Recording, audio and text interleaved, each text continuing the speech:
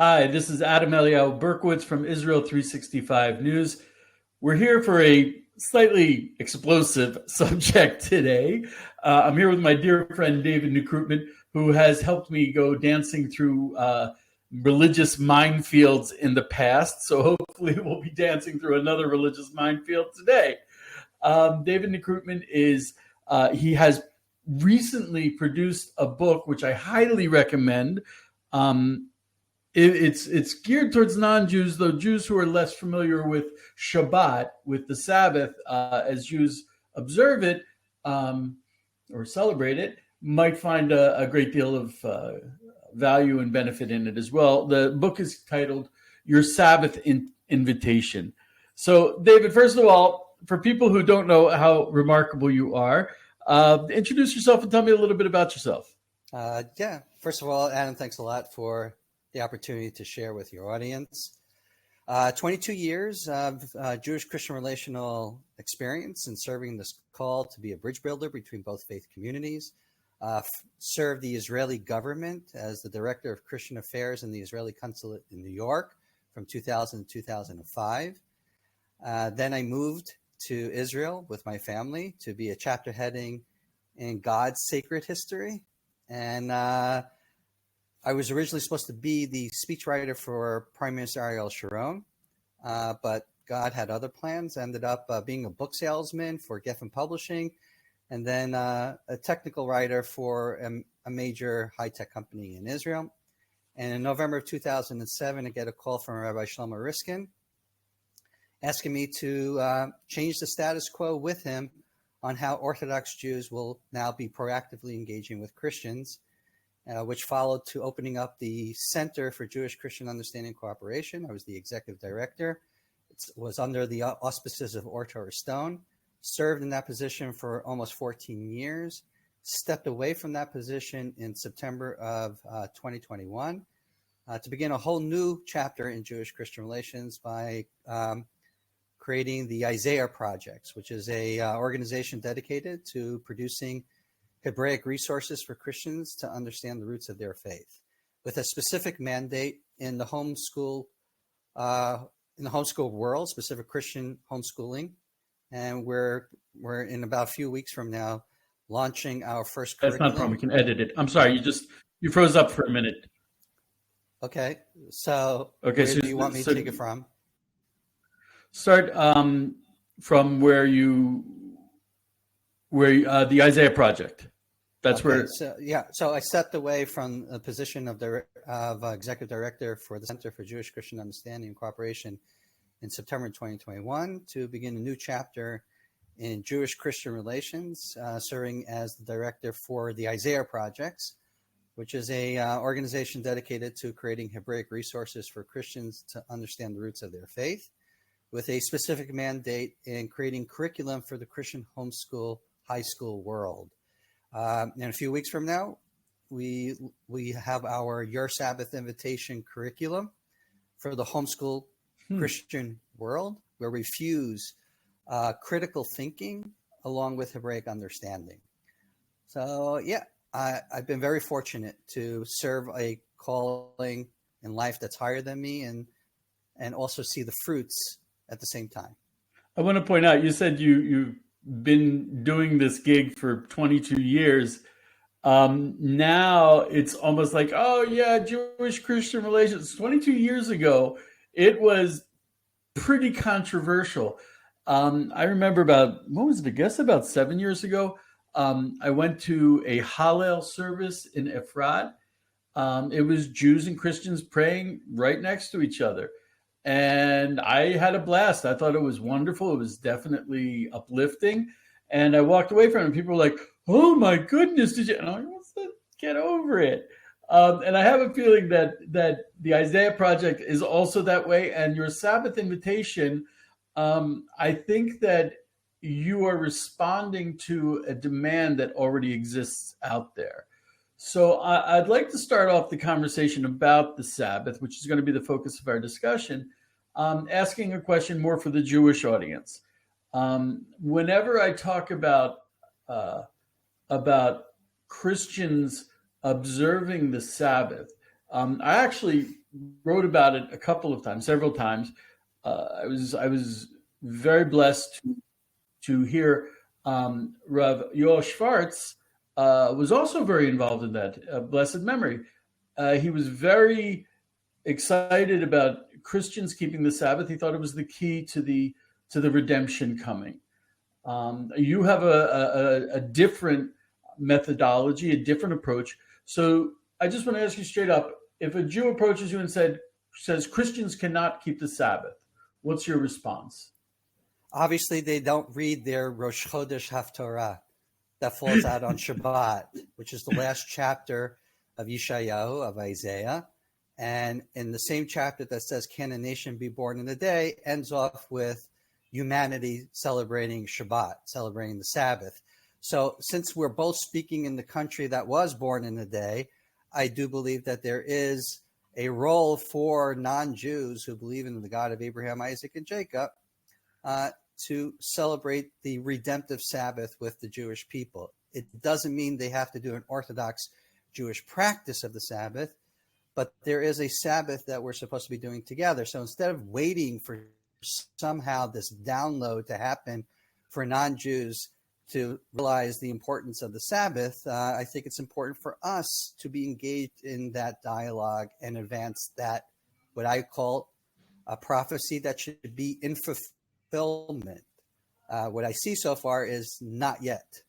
And specifically in the Jewish community, it's definitely a taboo. So the first question all Jews will ask me is, how can you encourage Christians to celebrate the Sabbath? And I'm just like, it seems like you're not reading your own Navi.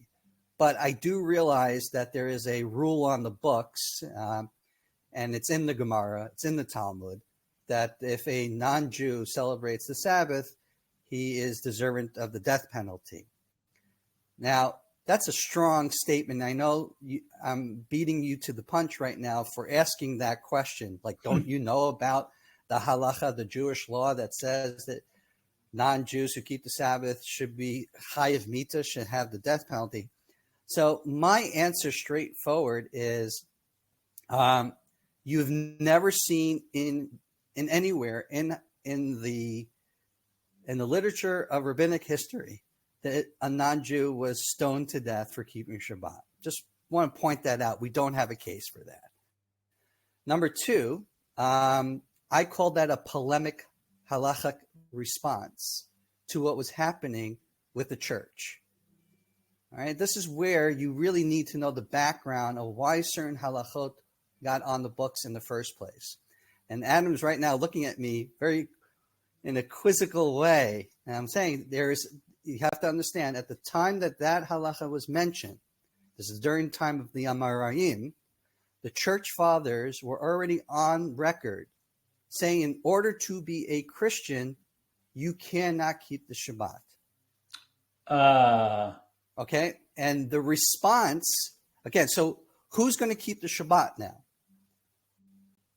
Obviously, you have heathens from the Roman Empire, the remnants of that, or whatever you have in Babylon, the remnants of that, of non-Jews really involved in paganism, number one. Then you have Christians whose organized institutional leadership are advocating for their understanding of Christianity divorced from its entire Jewish roots, to such a fact that you can't be a Christian if you keep Shabbat.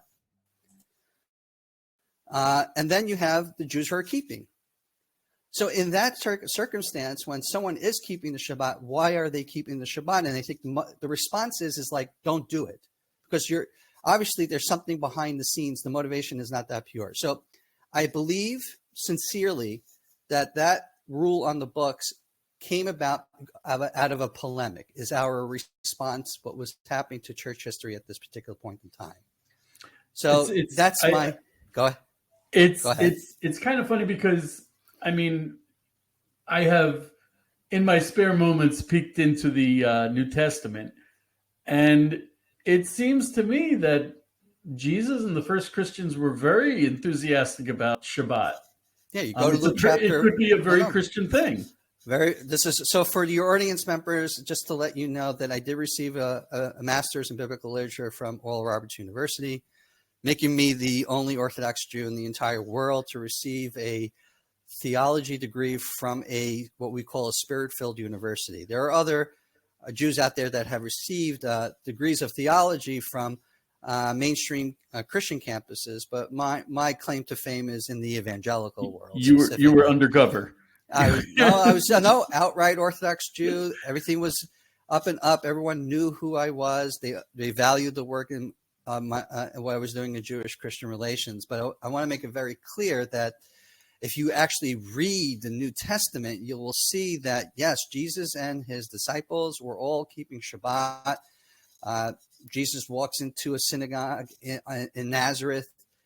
He's handed over the Haftorah of the week, and he's going to again preach a sermon. And then when Paul is traveling around and he goes to Antioch, he's going to shul on Shabbat. And they're reading from the Torah and from the Haftorah, from the prophets. So I want to make it very clear that Christianity wasn't a monolith at the time of its beginnings. As it was becoming more and more organized under the church, specifically after Constantine, then you see more of a divorce or encouragement from the institutional leaders not to do any Jewish practice. In fact, there were many Christianities and many movements that were happening during the time, from the time of Jesus all the way till after Constantine. So you can't go ahead and put Christianity in one melting pot in its beginnings, and I think it's wrong to assume that at all. I'm wondering. So you know the Christian world very well. Yes. Why would you start with Shabbat? Shabbat is it's a pretty intensive practice. I mean, every Orthodox Jew, it's kind of funny. I remember, you talk to my non-religious Jewish friends, and they say, how can you keep Shabbat? It's so horrible. And I'm just like, dude, it's the best thing anyone ever did to me. So I can understand from that side. But theologically, why start with Shabbat? Why should a Christian say, something, I'm going to investigate the Hebrew roots of Christianity to become a better Christian? Why would you start with Shabbat? Because the book itself starts off with Shabbat. I mean, the whole creation narrative that we have in Sefer Bereshit, the whole reason that we have what we have is all designated for Shabbat. I mean, we know this from the very first word of the Hebrew Bible, which is usually translated in the beginning, but it's Bereshit, and we know that's an anagram, the first anagram in the Bible. And if you rearrange those words, is Yireh Shabbat. So the world was created for Shabbat. So how do I not start off with Shabbat? To me, the question really doesn't make any sense. Of course you start off with Shabbat. And then you have Christians who believe that the God of the Hebrew Bible is the same of the God of the New Testament, of the apostolic writings, then obviously you believe in this book and you also believe in the concept of Shabbat. I know like Jews like to pigeonhole Christians to get into the Noahide camp, but I'm not a fan of that. Christians, by their old self-definition, have taken on more than the 7 laws of Noah. So if anyone has read the New Testament, just look at the Sermon on the Mount, which is in Matthew chapter 5 through 7. There's a lot more on the table than the 7 laws of Noah. So by self-definition, the Christians are already doing more than the 7 laws of Noah. The thing is that Shabbat became a real big thing in the beginnings of the church fathers in defining who a Christian is. And then if you're coming to now, today, where you have a remnant of Christianity seeking the roots of their faith, well, from their perspective, if Jesus kept Shabbat and Paul kept Shabbat, then there's something about Shabbat that would be enhancing their own faith commitment. This has nothing to do with the issue of salvation for Christians. This is someone who wants to go ahead and walk in the footsteps of their leader at the end of the day, and their leader kept Shabbat.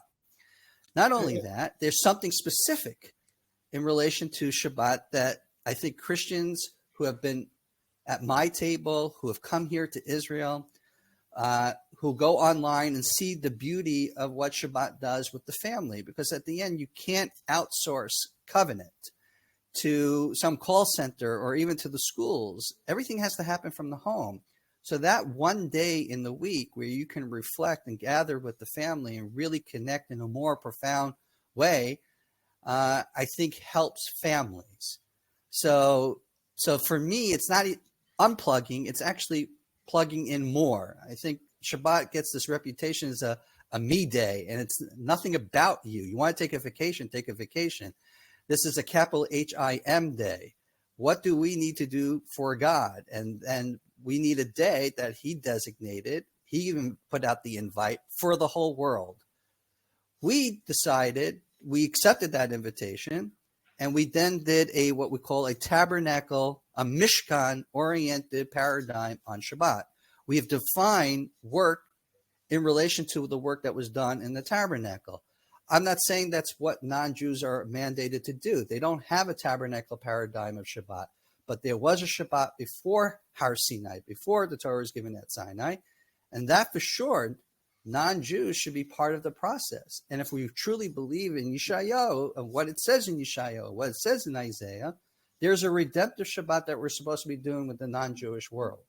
So let's start moving on it. And that's the reason for the book.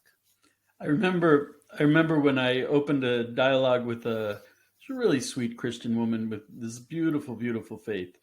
And we were talking about Shabbat.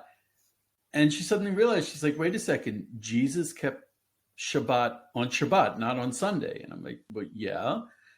And God kept Shabbat when creating the world. I'm like, yeah.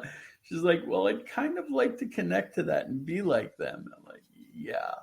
And what you said about it's not, Shabbat is you're forced to disconnect from the world and reconnect, focus entirely on Hashem. You know, I mean, you talk to most people. When was the last time you turned off your cell phone for 25 hours?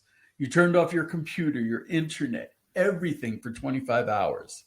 It's, you know, it might drive some people crazy. We used to have what we called the smokers' prayers after Shabbat. The guys who were like, you know, they were going crazy all Shabbat, and as soon as Shabbat went out, they had to. Actually, though, most of them told me that since they knew they couldn't smoke on Shabbat, they weren't tempted because Shabbat was so good for them, and smoking a cigarette would have destroyed it, that they didn't even think about the cigarette all for Shabbat. And the ability, I mean, most people don't understand these days what it's like to sit down for a meal for 2-3 hours, sometimes even longer, with guests and connect deeply with your wife, with your children, to be the father, to be the husband, it's you know, and pay me as much money as you want. I will never stop blessing my children on Shabbat. I mean, that's like the greatest pleasure in the world. Right. So I hear what you say. I think for your audience members, I think for your audience members, who's listening, I work 5 days a week, put it on the side. I'm sorry? Yeah, I said for your audience members what was that? Depending on who's listening right now, for the Jews who are listening, the way that you're describing Shabbat, where we go to the synagogue and where we inaugurate this day that we celebrate God by reciting Psalms 92 and 93 and 95 to 99, and we have a special song for the Sabbath day. Then we come home and we're singing a song to the angels, and we're singing Proverbs chapter 31, and then we're blessing our kids. Just understand this, not everyone knows what we do in the Orthodox Jewish practice. So I want to clarify that to your audience members. What we take for granted sometimes is can't assume that all your audience members knows this. So what we have developed in the Jewish law aspect of Shabbat, along with the different customs that came from different areas of the world, incorporated into Jewish practice today, is enhances the beauty of what we're doing on Shabbat. But I want to make it very clear, because you're talking about you want to disconnect from the internet, not smoking. These are particular categories of work that, because we took on a mishkan, a tabernacular approach to the Shabbat, this is the important thing. And I'm saying that non-Jews are not under that. If non-Jews decide they want to go ahead and not use the internet, they don't want to use the phone, or they want to prepare all their food before Shabbat enters, that's up to them. But I'm okay if they decide to go ahead and open up the light on Shabbat if they wish to, or if they're trying to go and learn the Bible. And the best way for them to do that is in community online, because doing this type of lifestyle could be lonely. Just having someone secluded and doing this from their own home with no sense of community is going to be hard. So sometimes you're going to now have to engage in certain technologies in order to enhance the Shabbat experience for the non-Jew. I'm not saying that's for the Jew. So there are two aspects of Shabbat. One that we've done over the centuries, called a tabernacle understanding of the Shabbat, as opposed to the Shabbat before Sinai. And that's really what the book addresses, is more of the Shabbat of creation along with the Shabbat of redemption, but with never going ahead and saying non-Jews are under Orthodox Jewish practice in celebrating Shabbat. So I want to make that very clear, Adam, and to your audience members. You're absolutely right. The problem is, I think like most Jews who keep Shabbat, or like most people who keep Shabbat, as soon as you start talking about Shabbat, it's so easy to get excited and carried away. It's that much of a treasure. It really is. So now, okay. So practically speaking, yeah, what would you call a Christian, or is that what you would call it, a Christian Shabbat?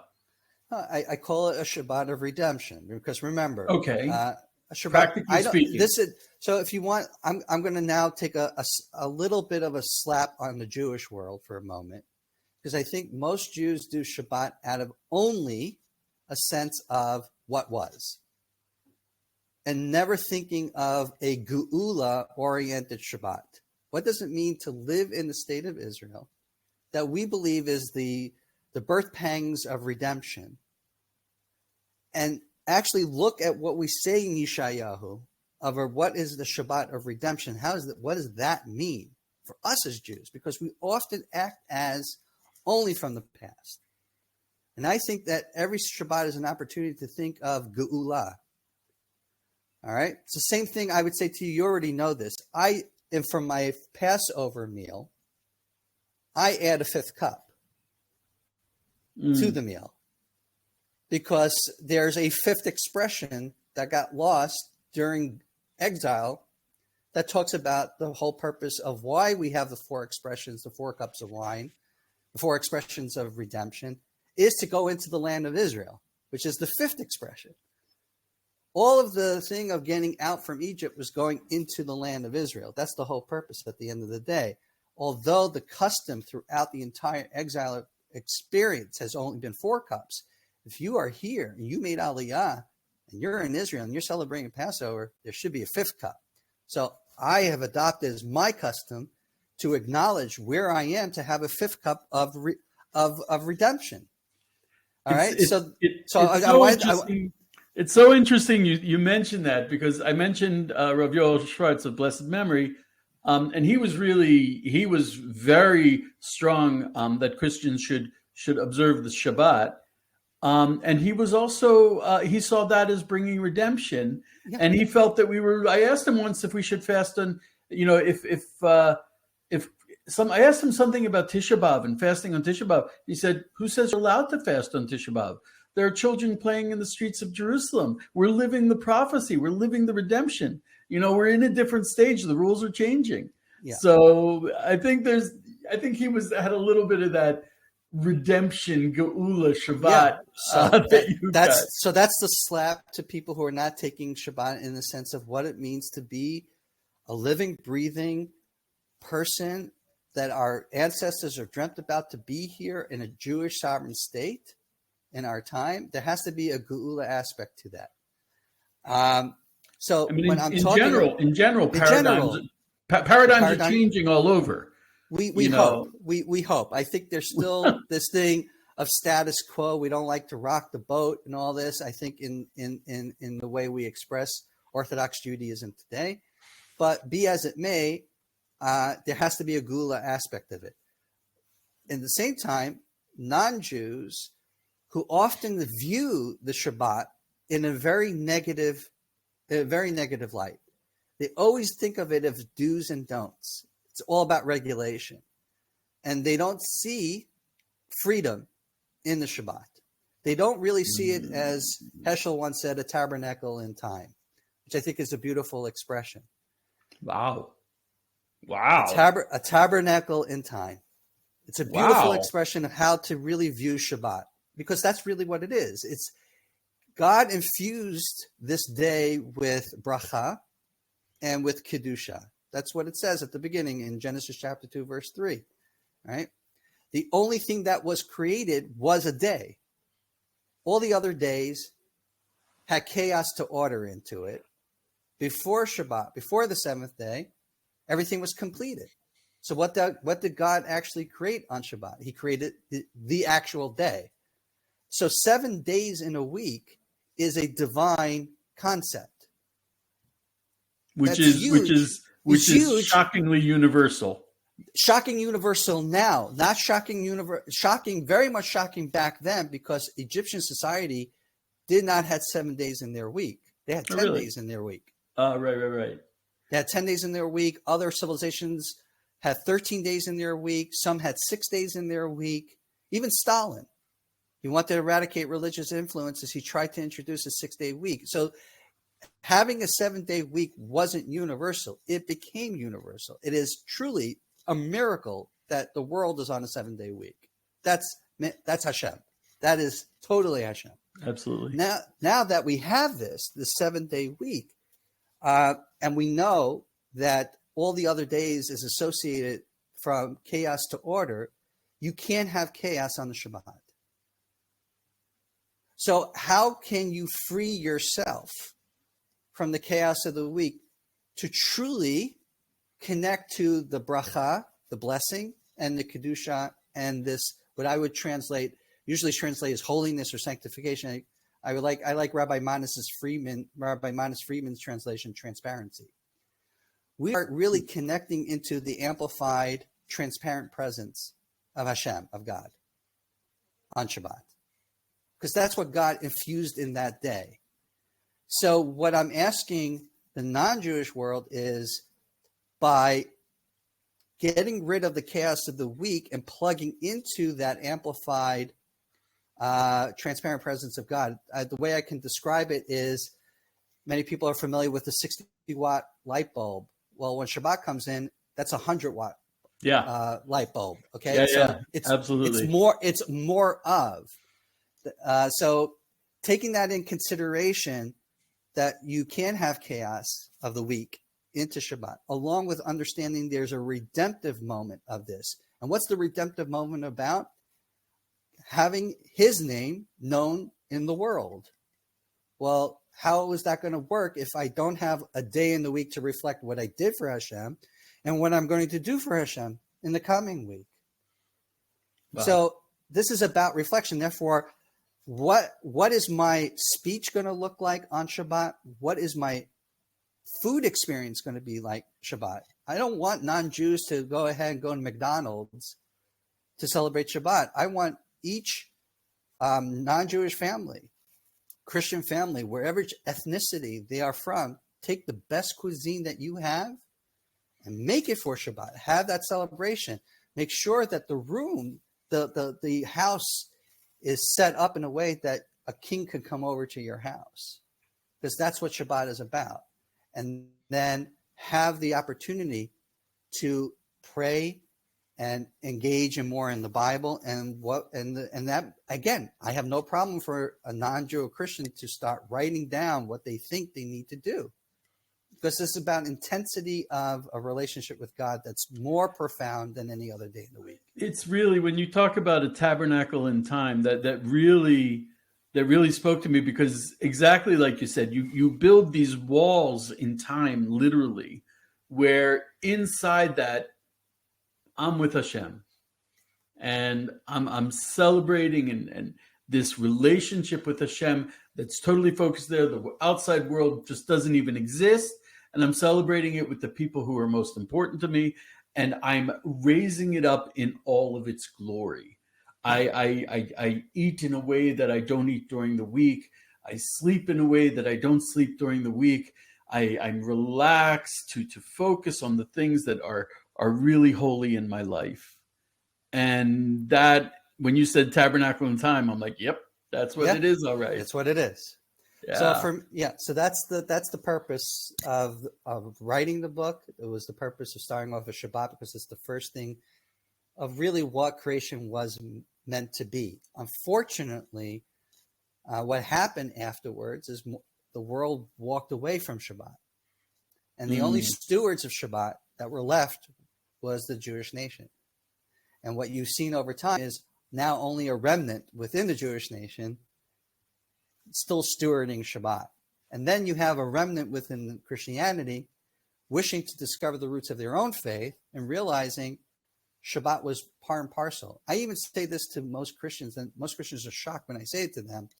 If they do even a peripheral reading of the New Testament with Jesus, a lot of his miracles of healing is done on Shabbat. Okay, so this shocks most Christians. I said, just look, he's going into a synagogue on Shabbat. Someone is ill. He prays over them and he's healed. After synagogue, he goes to someone's mother-in-law's house, heals her. He does a lot of healing. He doesn't grind up any herbs and spices, and he wasn't a pharmacist.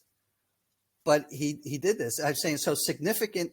Shabbat plays a significant role in the what we would call, it wasn't a church back then. The word church didn't exist. The only thing that was a sect of Judaism at that particular point in time. So this is about connecting to the past and about moving redemption a little forward. But now, not as separate communities, but doing this in partnership with one another. The greatest things, I'm telling you now, Adam, I have a lot of pastors that come over to my house for Shabbat meals. It made me a better person for Shabbat, but it also had an influence on the pastors to walk away to understand the beauty of Shabbat. And a lot of people used to cry at my Shabbat table when I used to bless my kids. And blessing with the kids with the blessing of that you should be like, God should make you like Ephraim and Manasseh. And then we're doing the Aaronitic blessing in the book of Numbers. And I'm blessing my kids over this. And they start crying. I said, why are you crying? He said, I never received a blessing from my parents. And for you, it's so natural. Like, I love it in synagogue during the priestly blessing, right?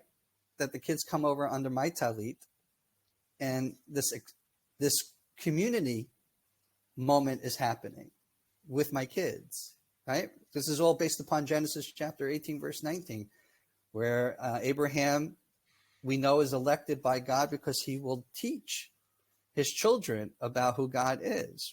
The greatest title we can receive, obviously, is Eved Hashem, is the servant of Hashem, but is also the title educator.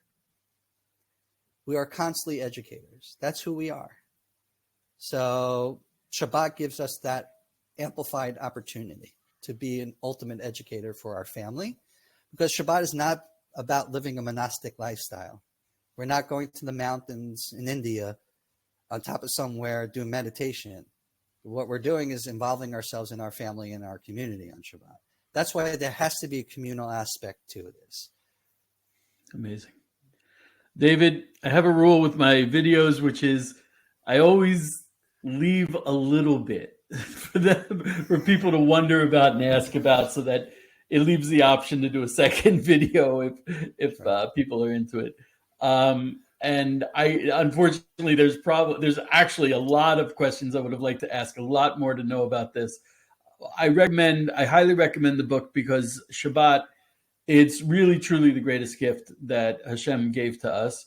And at the same time, it can be a little bit intimidating and confusing when it doesn't really have to be. And I was surprised that your book was actually more of a practical guide to help people get over those initial hurdles. And a lot of Shabbat becomes very, I